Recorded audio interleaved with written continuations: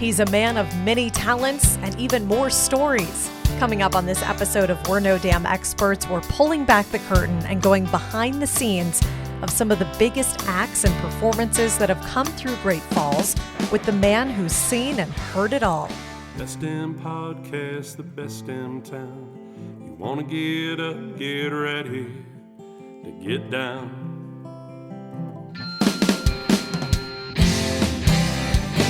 With its big wide sky and the wild river Thames,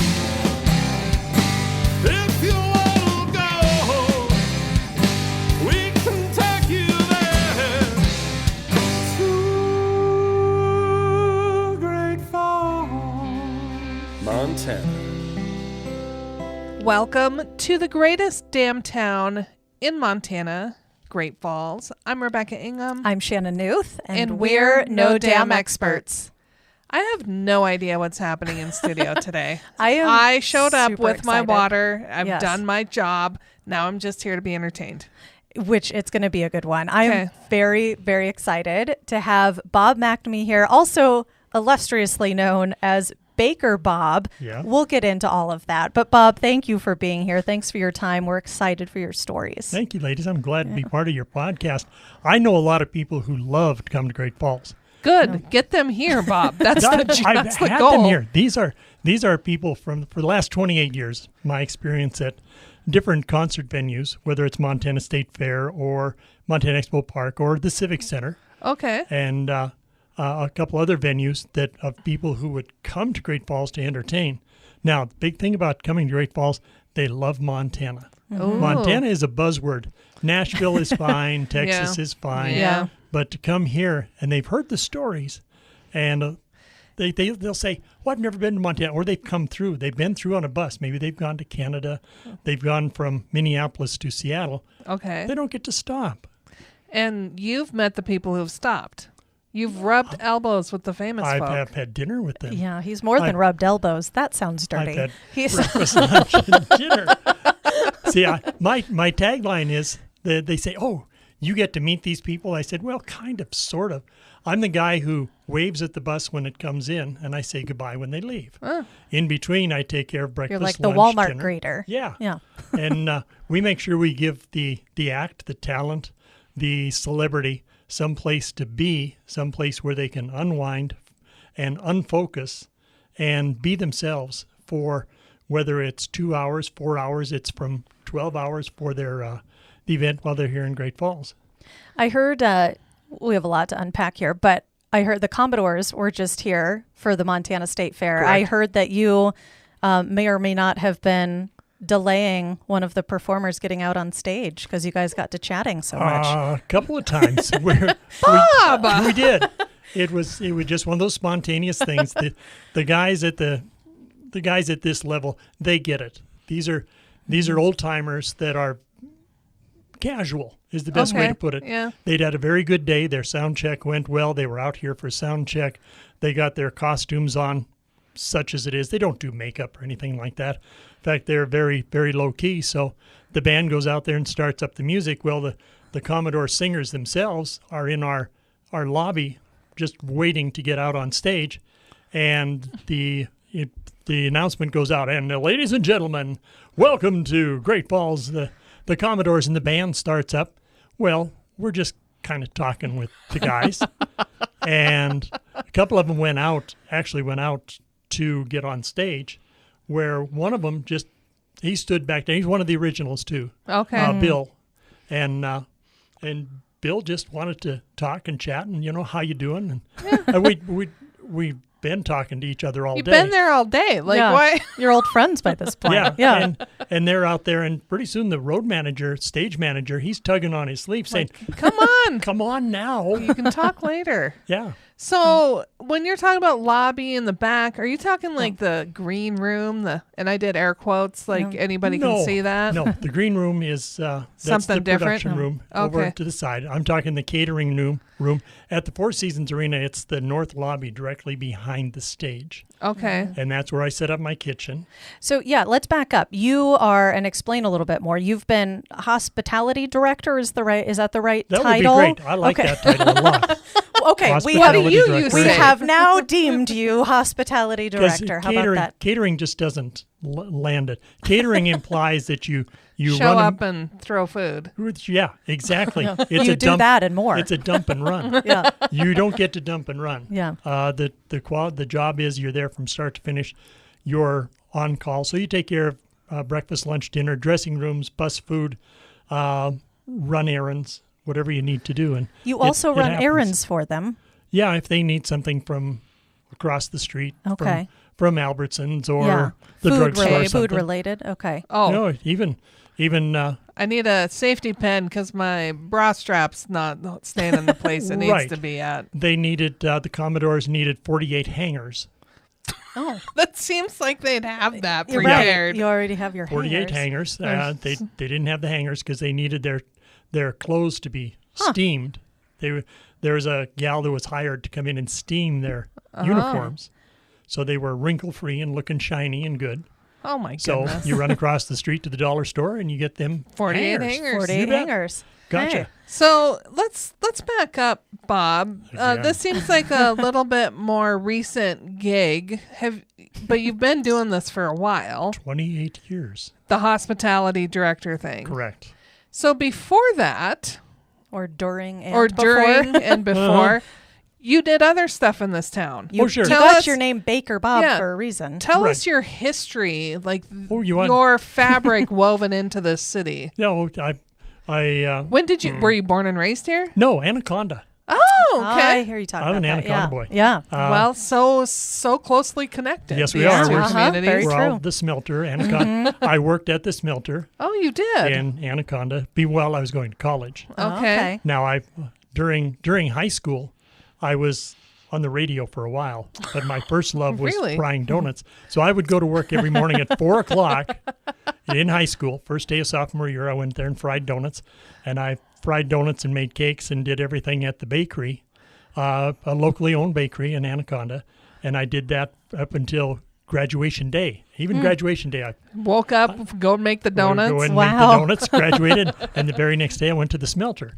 Okay. Then we did the college thing, and even at MSU, I was working in the kitchen, the old kitchen at Hedges Hall. We had a bakery downstairs there. Oh. So fried donuts there, made pies, Danish, all that kind of good stuff. And in the meantime, Safeway said, hey, why don't you come to work for us? So I went to work for Safeway. Okay. Safeway says, how would you like to be a bakery manager? I said, oh, sure, where? They said Butte. I said, okay, that's not far away. I'll go to Butte and be a bakery manager. So I went to Butte and was a bakery manager there, and I had the best help I could ever find. I had a gal there who was my front end gal. I was a rookie. Okay. I was a good baker, but I was a lousy manager. Yeah. And her name was Renee. Okay. And Renee got me up to speed. Well, come to find out, Renee is jump ahead a little bit. Renee is Evel Knievel's sister. Oh, okay. So guess this is in the 70s. So who comes to eat my donuts every day and drink my coffee? Oh my gosh. Bobby Knievel. Oh yeah. Wow. So he shows up every day, and then pretty soon Buttrey Food and Drug. And of course, if you remember Buttrey Food and Drug, that was the Cadillac to work for. Yeah. So go to work for Buttrey Food and Drug. When that lasted 24 years. Holy moly. And that, now I could be making this up, but I'm pretty confident in this statement. Buttrey Food and Drug was a Great Falls based company. Yes. Yeah. See, Great Falls based. The warehouse over on 6th Avenue Northwest. Which now houses the Napa. Correct. Oh, yeah. That was the distribution center. And at one time, I had an office there because I was you had an office. I was a bakery supervisor for a while. You went from manager to supervisor. Yeah, with big an office. Deal. Bob's a big deal. But I got in trouble because I couldn't be in that office. If you're running 51 bakeries, you can't be in the office. You can't sit in your office. No. You got to be at 51 different bakeries. Yeah. The company president would say, why are you here? Because I have an office to enjoy. Now, this is before cell phones and laptops. So you put in windshield time. Yeah. Now, here's the thing. During this transition or coming up to this, especially here in Great Falls. It started here in Great Falls. People would call the store and they'd talk to me at the bakery and they'd say, "How are you? Good. And we need an order and we need this. And who should I come talk to?" I says, "Well, you come talk to Bob in the bakery," because there was Bob up there in the checker. There was a Bob in the meat department. Remember, Robert used to be a name people pretty common. used. Yeah, it's pretty common. So I would say, good solid name. you come see Baker Bob. That's where it started. I also did all the PA announcements for and I had done this in other bakeries where I would pick up the phone and I would say, "Hello, shoppers. Welcome to our store. We have this, that, and the other thing." I was the guy on the loudspeaker. Nice. All of your things throughout life are just weaving together. Yeah, like you've never. It's a weird stool of legs that hold your career together, but they're all interconnected and been fairly consistent. Yeah. And in the meantime, in there too, I taught adult education classes for cake decorating, sourdough, make pasties, anything else I could wrangle. And being in front of a crowd and teaching and helping other people achieve something has always been near and dear to my heart. That's why I loved being a bakery supervisor. You could go to bakeries that were in trouble. That's where you spend most of your time, and you should have a show like there's those like bar rescue shows. You know, Baker Bob rescue. To the rescue. That's what you ended up, because my bakery in Richland, Washington was in trouble. You'd go out to Richland, Washington, and spend 2 weeks, and pretty soon my bakery in Wolf Point was in trouble. So you'd go to Wolf Point and spend 2 weeks there. That's fun. Lots of traveling. You were troubleshooting. When my kids were little, they loved it. Can I go with Dad? Yeah. I want to go with Dad. Yeah. Go see something new. Yeah. Something new and different. Even if it was, some backwoods, because you weren't in Billings all the time, and you didn't go to Helena. Or you got out more. You got out more. Yeah. So it was fun. It was then pretty soon. What happened was Buttrey. I left Buttrey before they transitioned to Albertsons. Okay. And the reason I left that was I was part of the supervisor crew that could see the finish line, and I thought I'm going to get out while I can. Yeah. Yeah. And I've always wanted to do my own thing, my own business. And I almost made that leap back in the early 80s. I had a chance to buy that bakery in Anaconda that I had worked in my high school days. Yeah. And did I regret not buying that? No, of course not. It was the individual who did buy it has done very well. I even had a chance to buy Hempel's when that changed. I remember that truck driver that came to Anaconda and stopped in the bakery, and he says, "Hey, you want to buy a bakery in Great Falls? You should buy this one." I said, "What is it?" He said, "It's right by the Buttrey offices. It's called Hempel's." I said, "Nah." And he gave me the dollar what it was for sale for, and that seemed like a huge amount of money. And nowadays it's for pennies, chump change. Pennies. Yeah. So it was. I'd always wanted to do my own thing, so I had the opportunity to came up that 112 Central came open, and the landlord and I had coached baseball together, softball. Our daughters were the same age, so I talked to Tim, and Tim. We were a year out, and Tim says, "What do you think?" I said, "I don't know." He said, "Don't do it if you don't want to." I said, "Well, maybe this, maybe that." I can see the finish line with Buttrey, and I want to make my own choice. So pretty soon we went downtown, and I called it Baker Bob's Big Stack Bakery. Well, the legal name, the LLC, was Big Stack Bakery. Yeah. Nobody called it Big Stack Bakery. They didn't let me do that. No, it was all Baker Bob's. Yeah. So in this, but just before I left Buttrey, is when this catering, this celebrity catering came in. Yeah. So you got the celebrity catering gig or hospitality gig before you started your bakery at 112, and the bakery was always at 112. Correct. Yeah. Okay. Yeah. It was a legend. It was a long-standing business here. It doesn't downtown. exist anymore, folks. You're not going to find it. Yeah. But when people but talk, Bob exists. He's here. Yeah. It's a real thing that happened. And we were there. I was there 15 years, and the nice thing was we had celebrities come in there too. That's where the politicians came in. Senator Max Baucus would come in, put an apron on, and he would work the counter. Yep. Conrad Burns, when he was a senator, he'd stop in and and hang around. Dennis Rehberg was our representative, and he'd love to sit in the back and take his boots off and have a beer. John Tester, when he was first elected, his first election to the Senate, he came and says, can I use your back room for my election? Well, yeah. Well, election was on Tuesday. He came in and took over the back room on Saturday. Oh. He and his whole crew came in and set up their satellite and their computers and the whole works. Everything right there. And that was the headquarters. I said, well, I said you could use it, not take it over. Yeah. But it was fun to watch all that. And watching I catered politician parties, and people didn't know if you were Republican or Democrat. Yeah. Because I would host Democratic parties, and the Republicans would say, how can you deal with those people? I said, well, their money's green. Yeah. Just like yours. You're right. Just like I deal with you. The other side would come in and say, I see you hosted those people. You probably don't want us. Says, yeah, come on ahead. Yeah. Right. I'll do anything for my money. business is open. Yeah. So Governor Schweitzer would do some rallies and meetings down there, and Senator Baucus was a regular. So you got used to they dropped their title at the door.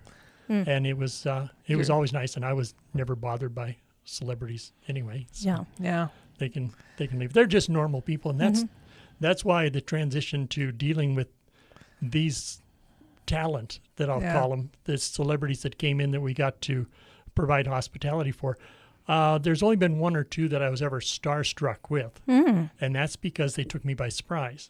Now, if you didn't know they were coming? I didn't know they were coming. Oh, you didn't? I didn't know who they were? Yeah, I knew who they were. I just didn't expect. Who surprised you? Mel Tillis, for one. Oh. Mel Tillis didn't walked know he in was the coming. front. No, he just walks in the front door, says, hi. He says, hi. And I says, you look familiar. He puts his hand across the counter and says, I'm Mel Tillis. I said, yeah, I know. I know you don't know what to say. Yeah. Nice to meet you, sir. Yes, what can I get you? Yeah. And the other one was Jack Hanna. Oh. Yeah. And the wildlife guy. I recognized him right away. I said, hi. You're Jack Hanna. He says, thank you. I guess I am. I got to interview him when he was in town, 10, 12 years ago, however long it's been now. I was excited but not surprised to see him because that was planned. But it was fun to get to see Jack Hanna. Now, off topic, but have you seen the news on Jack Hanna lately? Yeah, it's very sad. He's going through a very tough phase with his dementia and Alzheimer's. But his wife is being very public about it. Yeah. And letting everybody know. And people in the Big Fork area are being very respectful of his dementia and giving him lots of space and being very patient with him. So he spent a lot of time here in Montana. Yeah. Mm-hmm. Yeah. So one thing you didn't tell in your history, your sordid history, is when this radio thing started creeping in. I mean, PA announcements at the store is one thing, but going live on the radio, completely different. We have no. Let's go back to high school again. Yes. Yeah. And you're baking donuts in the morning, 4:00 in the morning, and then I'd go do radio on the weekend. Oh. KANA in Anaconda. Okay. Now I only did that for a little while, a couple of months. That was enough. Then I had to transition. I had to transition to the bakery full time. Okay. I'm just a sophomore in high school, and the bakery was paying very well. Yeah. I was rich man on campus. Yeah. I big timer. By the time I'm a junior, I've got a truck and 2 motorcycles. Okay. Oh, so and all the girls are like, the radio salary's not going to get you that. Yeah. I smell like donuts and I got money. Every girl's dream. What more can you want? Is that how you got your wife? I don't. You just said I'm loaded and I smell like donuts. Yeah. She's like, oh, Baker Bob. Well, I didn't have to tell her. She could smell that across the room. I love it. So there was, and then of course when I went to college, I was frying donuts and in the morning. But KATS radio in Bozeman, the student radio station, went down there and worked for a while. And I had a couple of air shifts there. That was good. Now transition to Williston, North Dakota. Wait, you can't transition to Williston, North Dakota when you have only been in Anaconda Butte and Great Falls. Yeah, when did North Dakota happen? What happened? Dakota, well, he disappeared for a while. No way. I went and hid out there because Buttrey Food and Drug says we need somebody to open up. We got a brand new store there. Oh, I think you need to go be manager out there. I said, sure. Well, they were paying big bonuses. And I knew that because Casper was making big bonuses. Casper, Dickinson, Gillette, Sheridan were paying big bonus. They were oil. Yeah, I was like, this is like the oil fields, but for baking. Yeah. Now, in full disclosure, those bakery managers, when we opened up Williston, the bakery manager from Gillette was there helping me, and he admitted to me for the last 2 years he'd made $100,000. Holy cow! Moly! A supermarket baker making that, and that's been a few years too. Yeah. Holy cow! So I waited for chosen the wrong career. Yeah, no kidding. So I waited for my first bonus check, which was a whole $212. Okay. And you're like, this isn't $100,000. My missus was very disappointed because I had uprooted everybody to transition, sell the house, move to Williston, North Dakota. For the promise of these big bonuses. Promise of big bonus that never materialized. We stayed there 5 years, but in that 5 years, 4 of them were spent on the radio also. Well, because you're not making that bank in the bonuses. Yeah. You need to get more. It was good. So when I got a chance to move to Great Falls here in 1987. Oh, wow. 87 were. Yeah. When the West Side Buttery opened up, which is now West Side Albertsons. Yeah. We had a whole team of young bucks there that were going to set the world on fire. Well, and we did. Yeah, we did. Good deal. So it was good, and no radio in there. No radio, no catering, nothing else. No. Not in the 80s. No. When you came back, because you can't say none because you're still in Great Falls. Yeah. You're still baking, and now you're still on the radio. Yeah. So now it's 1989, and a fair manager named Bill Ogg. Yeah, I remember that name. And Bill says, I went over and judged apple pies or something for that makes sense. The state fair, and I was paid $50. I said, here, Bill, you gave me $50. I said, what I'd rather have, why don't you give me some passes and some night show tickets? Yeah. Let's trade in kind for this. So he says, well, we don't do it that way. But but you can. Well, swing and a miss. Maybe I've got something else for you. How about a job? I said, well, I'm always looking for the next best thing. Yeah.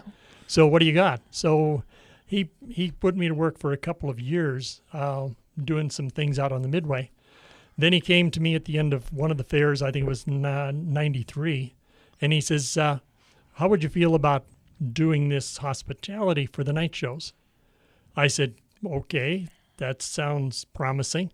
He said, well, come visit with me and we'll talk about it. So he said the lady who was doing it was not healthy, and he didn't know if she'd be back the next year. He says, why don't you go down and help her out? So I went down and helped her out and saw how she was doing it, and got I worked about 3 shows in there just helping out. Yep. And then Bill Ogg says, next year, it's yours. Oh. Okay. Yeah. Well, thank you very much. So I better get some stuff together. Yeah, you better get some. I need some stuff. supplies. Yeah. So I need roasters, chafing dishes, cooking supplies. What am I going to do with this? Well, I was still at Buttery, so how do I cook all this stuff and work at the store and all this? So logistics was pretty tough the first couple of years, but it was a good learning experience. Did you get an employee discount at Buttery for your food? No. Unbelievable. No bulk discount or anything? No discounts, no. Man. Didn't believe in that stuff. That's a lot to coordinate and figure out for all of these shows. You got to figure out what food you can cook without like a real kitchen, right? Right. Well, I had my bakery oven, so now I've got to coordinate with the store manager saying, hey, I'm cooking roast beef in my bakery oven. What do you think? Like, well, the cookies are going to smell like beef, but... He'd put his fingers in his ears and go, la, la, la, la, la, la, la, la, la. I hear nothing. Good choice. Yes. Yep, just pretend it's not happening. So it was, we made it doable. We made it workable. And then finally when I transitioned down to 112 Central, down to Baker Bob's Bakery, was that easy. That was so much better. Yeah, I bet. It was, but still, we've evolved from there, because what we did for like lunches, I would tell my girls at the bakery, ladies, I need 35 sandwiches, I need a relish tray, I need a pot of soup, and I need the relish trays, get it all set. It was just like delivering a lunch to one of the clinics or the hospital. So I'd say, I'm delivering lunch over there. I'd have my crew over there because I couldn't be in 2 places. Right. Yeah. So then I would deliver the lunch, make sure that was all set up. Really wasn't a hot lunch, but we got by with it. It was okay. But then we upped our game after a while. We started cooking hamburgers, cheeseburgers. The more equipment I got, the better we could do it. So are you telling me today, after all this trial and error and learning all on your feet, you have a portable kitchen you set up and you cook hot meals? Oh, baby. Yeah. Here you go. Here's the lineup.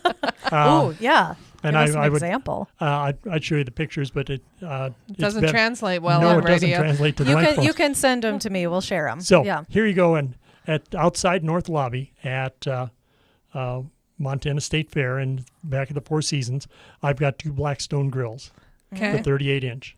I've got 2 very large barbecues, propane barbecues. Okay. I also have a grease fryer. These are all outside. And a very large camp stove. And, of course, a pellet smoker. Ooh. It's quite the setup. So, like, let's take, for example, the first night of fair this last year, this last fair, 6 racks of spare ribs went in early in the day. We did this is some good eating. Plenty of fried rice, rice on one grill, potatoes on the other, lots of steamed veggies, we can cook anything.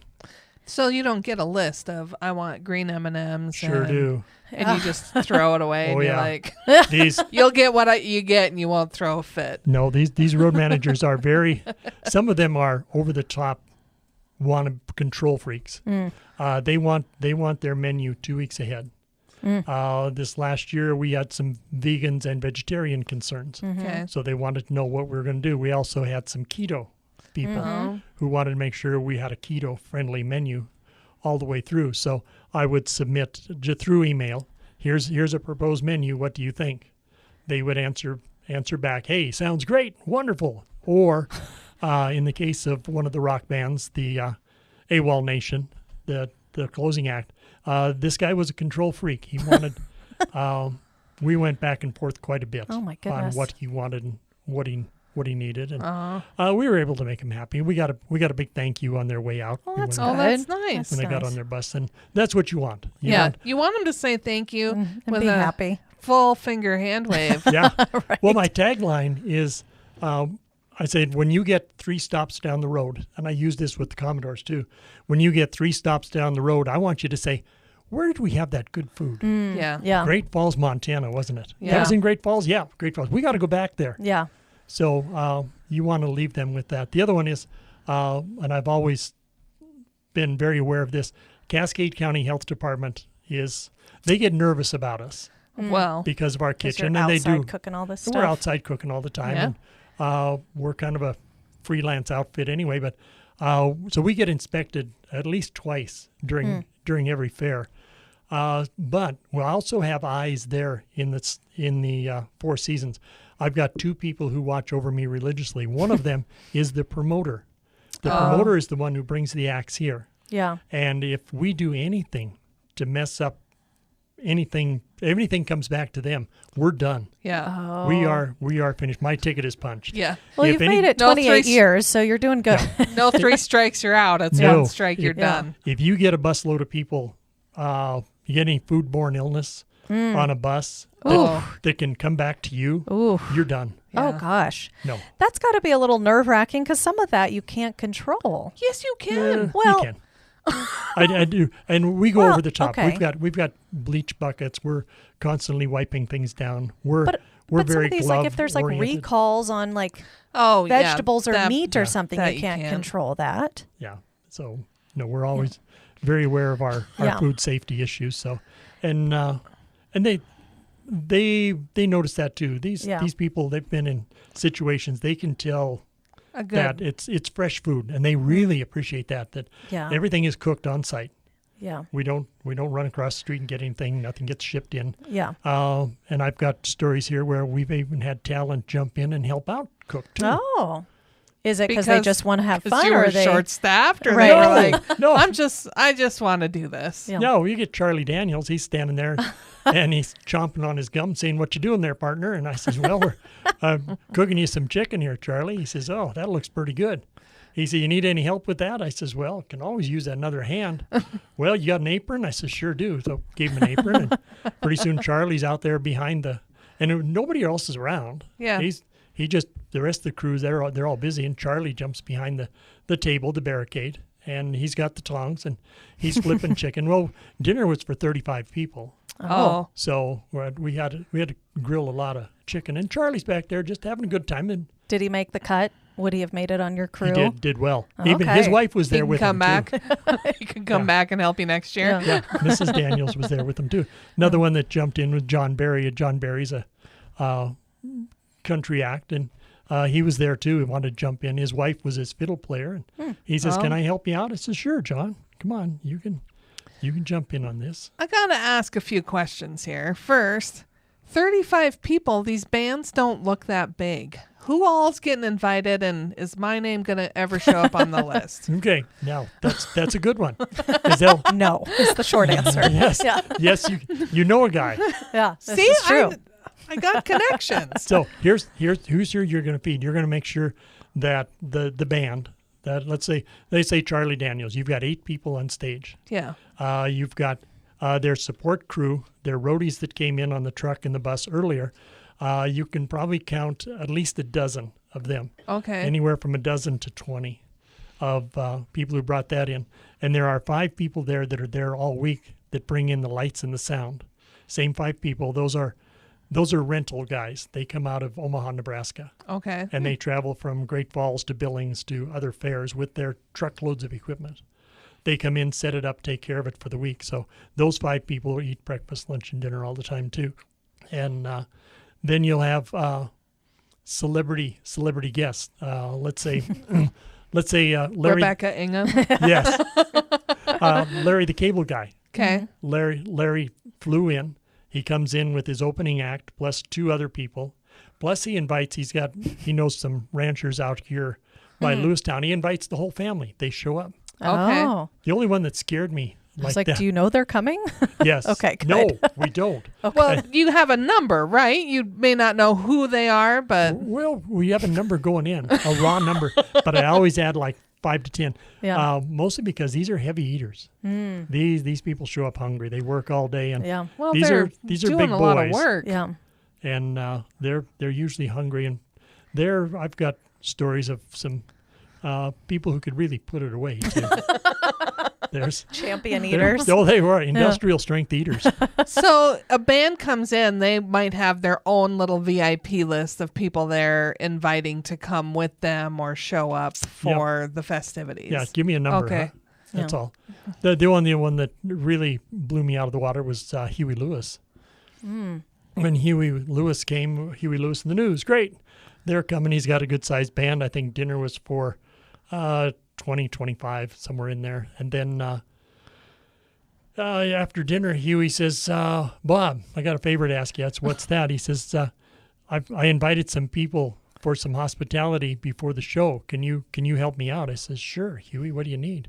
He says, well, they're coming. Because you know where Huey Lewis lives? Yeah. In Hamilton.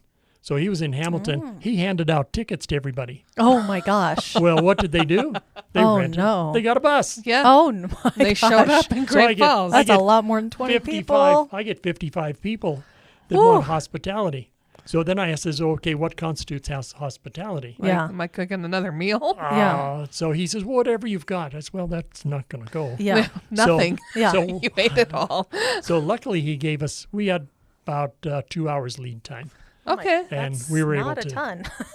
to put it all something together. Yeah. Wow. Plus, I thought I was being very generous. I said, well, I got his tour manager, and I says, do you want to put out any adult beverage? He says, oh, yeah. So I put my hand out. You buy, I'll fly. Yeah. Right. So we run across the street, and we get the beer all iced up for him, and we've got everything iced up. Well, come to find out, it's more of a church group than... Oh, no. So I bet there was... Hey, got a lot of extra alcohol. A lot of extra. So what we do with all... I said, this is all your beer. So you bought it. You better take it. So we loaded it all on the bus. Oh. I said, you bought it. You take it. Yeah. Because his guests didn't touch him. Huh. Well, that's just sad. Jason has mentioned stories to me too about like ketchup packets, like people guess winning a certain number of like condiment packages. Yeah, they were. That was That was, well, they like condiment. They don't want squeeze bottles. Okay. They've been in enough situations. This was one of this recent fair too. They didn't want squeeze bottles, mustard or lettuce or mayonnaise. They wanted the squeeze packets. Well, if I'm going to go to the store and buy squeeze packets, go to the wholesaler, I'm going to get 500. Yeah. I don't want them. I need 20. Right. 20 of each. So we go out on a fun run. Oh my goodness. to make sure we've got really what I did. I went up to concessions at the Four Seasons and said, "Hey, can I buy 20? You out of these? We need these for the back. Don't take all those. Well, I don't want them all. Just give me 20 of them." And I said, "Well, what we don't use, I'll bring back." Yeah. Mm-hmm. But they're goofy things like that. What do you want with that? I would just think it's easier to have a bottle. Yeah. No, I did too. But they're worried about you refilling that bottle all the time. Oh. They don't know how fresh it is. That makes sense. There are some people, some of these acts come in, and through my years, I've seen it. They want to see that jar of jelly pop open. Yeah. They don't, and they want to see that you tear that seal off that salad dressing. Yeah. They don't want to guess how long it's been in the fridge. Yeah. Oh. So if you put a bottle of ketchup, mustard, something out there, if you can put it out there with the seal still on it, that makes them happier. Yeah, makes them happy. But that's replacing a lot of bottles of ketchup if they're it's for every single new person. So that's why when the fair is over, my refrigerator at home is full of random remnants. All kinds of stuff. Yeah. We have a fridge in our garage we call the variety fridge, just because it's all people who brought random things to our house that is not staying in the fridge in the house. And it goes into the garage, and then we just feed people out of the variety fridge for beverages and random food. And I'm still doing that. I've got. I bet you are. I've got boxes of couscous. Okay, we didn't use couscous, so I guess what are we having for dinner? I said, hon, let me go to the cupboard here. Oh, look at there's couscous left from there. Couscous galore. Let's go with that. Yeah. Oh, by the way, I did buy 10 pounds of spaghetti that we didn't use. Well, thankfully that'll stay for a little while. Yeah. Do you have any random things where it's like, I don't want this color M&M or something like that? None that I can think of. Okay. Well, yeah. His mind's still sharp. Yeah. We had a rock act, Rob Zombie. Okay. Picked his dressing room, got it all set up, and he had very specific what he wanted in his dressing room, and one thing he wanted in there was a blender. Okay. Here comes his tour manager waltzing back up to our catering area, our catering kitchen, and she has the blender in her hand, and she says, "This is unacceptable."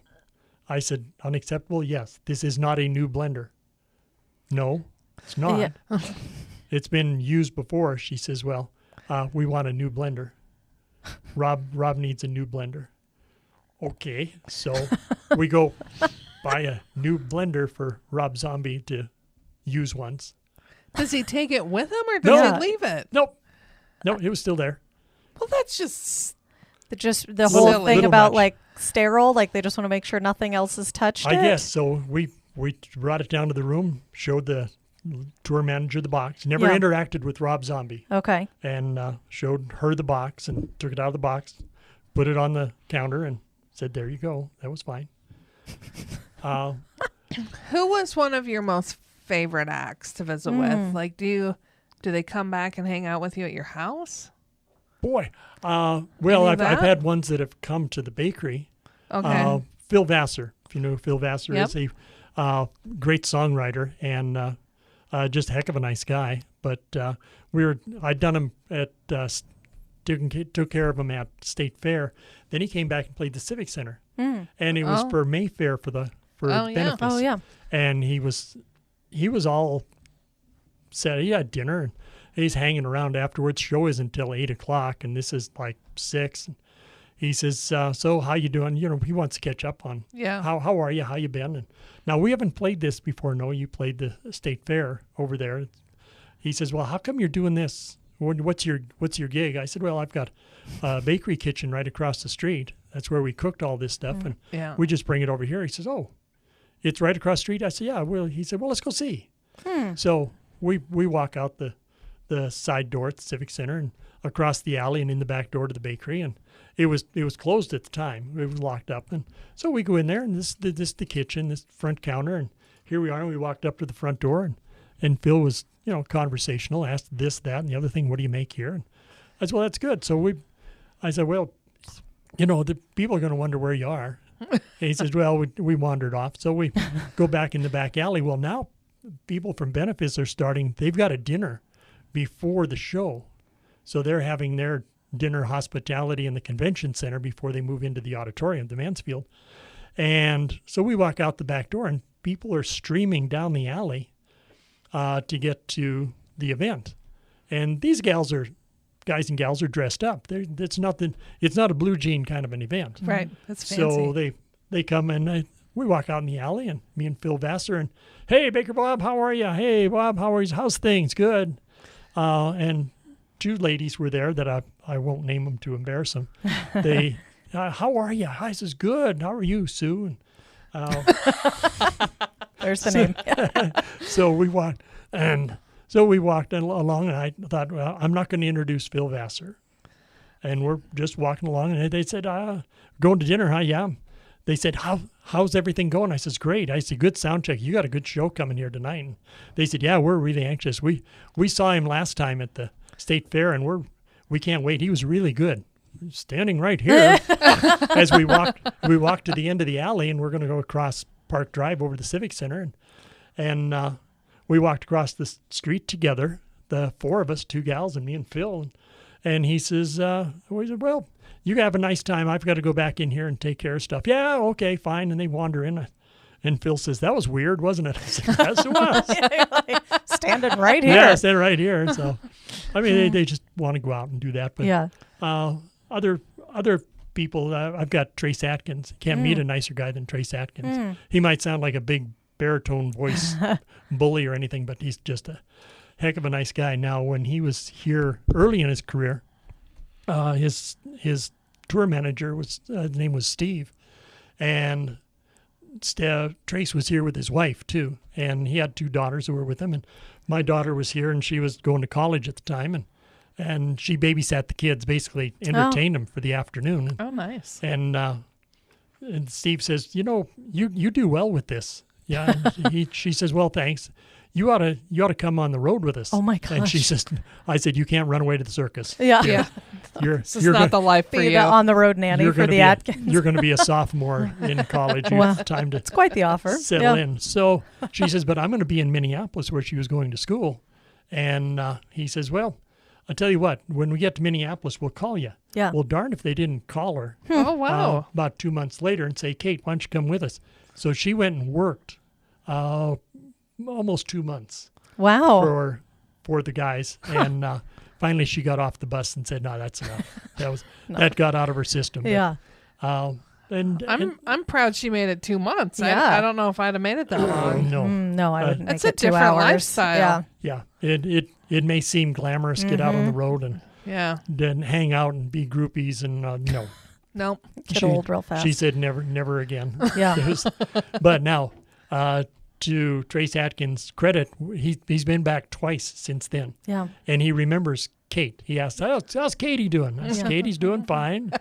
Doing fine. In fact, now if I saw Trace, I'd say, well, she lives in Nashville, which she does now. Yeah. Huh. She lives in Nashville now. She's still available for babysitting. Right. Bring along her 5 kids. Yeah, right. Got room for my 5 kids on the bus? Oh, my goodness. We'll go do that. Yeah. Now, Baker Bomb has so many great stories that we decided to split our conversation into 2 episodes. So join us next time for even more stories about how stars and celebrities enjoy Great Falls. We're No Dam Experts is the recorded claims from Great Falls, Montana, covering what you need to know about this amazing damn town.